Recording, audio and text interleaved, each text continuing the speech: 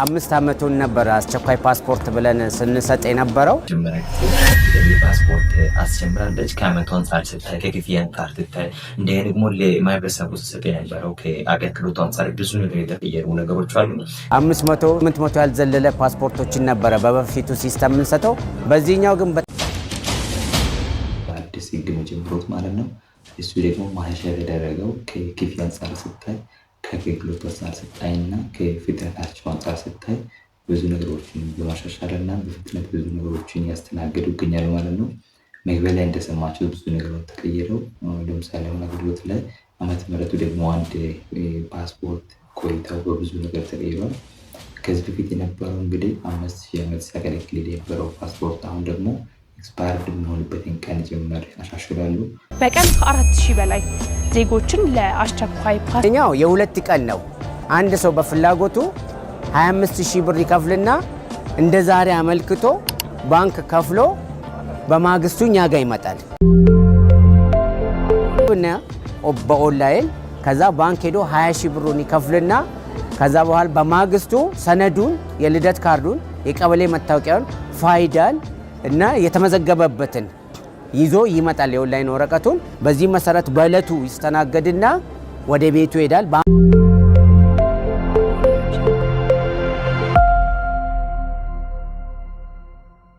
ሰላም እንደምን አላችሁ? እንግዲህ በተለይ ሀሳብ ተገናኝተናል።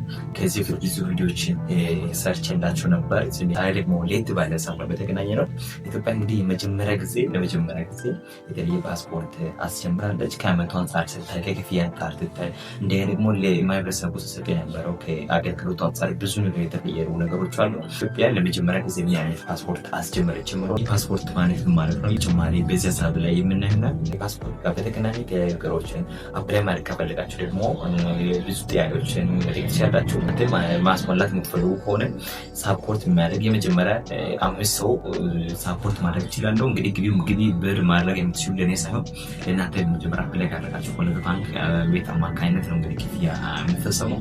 እሱ ደግሞ ኢንዲቪጁዋል ወይም በእኔ አካውንት በእናንተ አካውንት ግቢ የሚደረግ ሳይሆን ቀጥታ ለድርጅቱ ነው እንግዲህ ግቢ የሚደረገው። እሱም ደግሞ አፕላይ ካደረጋችሁ በኋላ ስልካችሁ ለሚሰጅ ሲሄድ በሱ አማካኝነት ነው እንግዲህ ግቢ የሚደረገው።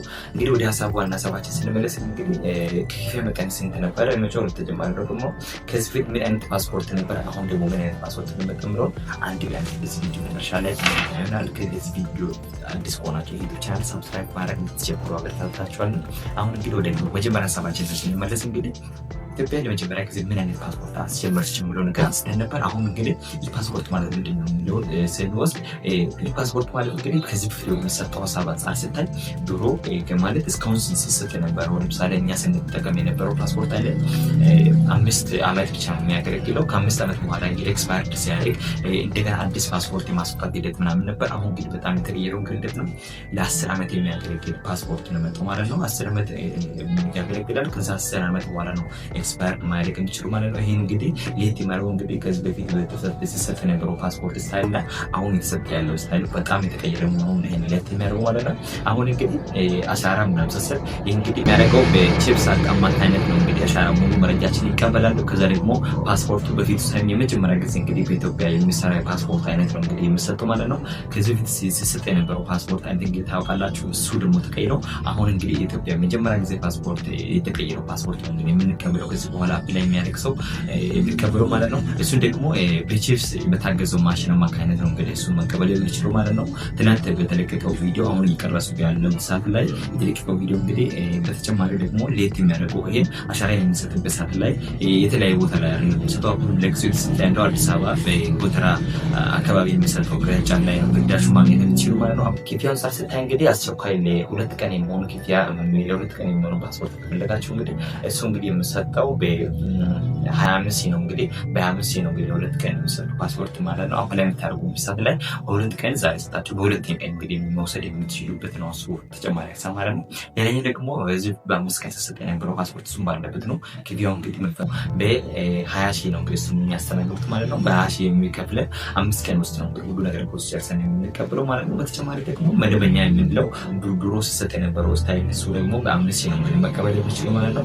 የአመላል ስታይሉ ሁሉ ነገር ተቀይሯል። አሁን እኮ በፊት ሲሰጥ የነበረው ሲስተም እና አሁን ደግሞ የተለያየ ሀሳብ ነው ያለው ማለት ነው። ያኛውን ማግኘት ይችላለን፣ ግን አገልግሎቱ አንጻር ስታይ እኛ አሁን የምናገኘው አስቸኳይ ምናምን ማሳዘዝ ስንፈልግ ለ2 ቀን ሲሆን 25 ይከፍላል፣ ለ5 ቀን ሲሆን 20 ይከፍላል፣ ለተጨማሪ ደግሞ ለመደበኛ ሲሆን ደግሞ 5 ይከፍላል። አፕላይ የምናደርገው እሱ ባለበት ያለ ማለት ነው። ይህ መደበኛ ደግሞ እንዴት የማለው ነገር ምንድነው ካላችሁ ከሲስተም አንጻር ዓመት ምሕረቱ በፊት 5 ዓመት ሲሰጥ የነበረው አሁን እንግዲህ ወደ 10 ዓመት ማደጉ በጣም የተሻለ ለውጥ ያለው ማለት ነው። በዛ አንጻር ስታ ደግሞ ፓስፖርቱም አዲስ መሆኑ ሁለተኛ ደግሞ የዓመቱ ሪዝማን ኤክስፓየርድ የሚያደርግበት ያመሰው ዓመቱ ብዛት ደግሞ 10 ጉላ ኤክስፓየርድ ዴት ራሱ ዋጋ ስንክፍል የነበረው ከ5 ዓመት በኋላ ኤክስፓየርድ ሲያደርግ ደግሞ ሌላ ማስወጣት ሄዶ ምናምን ተቀይረው አሁን ደግሞ በ10 ዓመት ነው እንግዲህ ኤክስፓየርድ ሲያደርግ ማስቀየር የሚችለው ማለት ነው። በተጨማሪ ደግሞ አገልግሎቱ ውስጥ ደግሞ በጣም የተቀላጠፈና በጣም በዘመናዊነት ማላ ያደርጓል። በተጨማሪ ደግሞ የሚያስተናግዱበት ሰራተኞች ደግሞ ከጎተራ ከ80 የሚበልጡ ሰራተኞች እንደሚያስተናግዱ ጭምር ነው እንግዲህ በዚህ ናቸው ያካትቱ ማለት ነው። አፕላይ ማድረግ ስትፈልጉ ደግሞ የሚያስቸግራችሁ ነገር ካለ እናንተ ብዙ ነው። በዚህ ቪዲዮ እንግዲህ መካተት የፈለጉት ከዋጋ አንጻር ስታይ እንግዲህ ዋጋው ባለበት ነው ያለው። ዋጋ ሳይሆን አሁን ሲስተም ዓመት ምሕረቱ ተጨምሮ ማለት ነው ኤክስፓየርድ ሲያደርግ የነበረው ዓመት ምሕረት ወደ 10 ዓመት ተጨምሯል ማለት ነው። ሲስተም ላይ በጣም ተከራክሯል።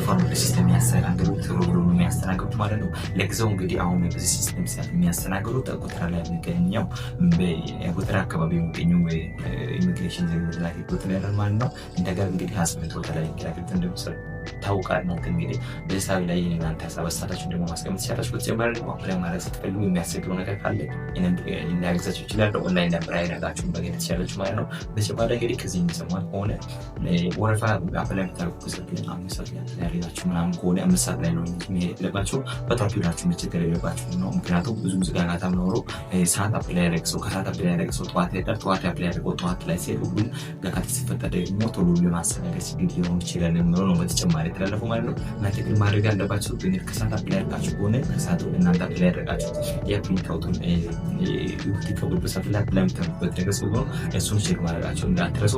አዲስ አፕላይ የምታደርጉ ሰዎች ከሆናችሁ ደግሞ የምትሉበት ሰዓት ላይ የከፈላችሁበት የክፍያ ደረሰኝ ሁለተኛ ደግሞ የቪኤት ሰርቲፊኬት የቀበሌ መታወቂያና ወይም ኔሽናል መታወቂያ ይዛችሁ የምትሄዱበት አማራጭ ነው እንግዲህ የተላለፈው ማለት ነው።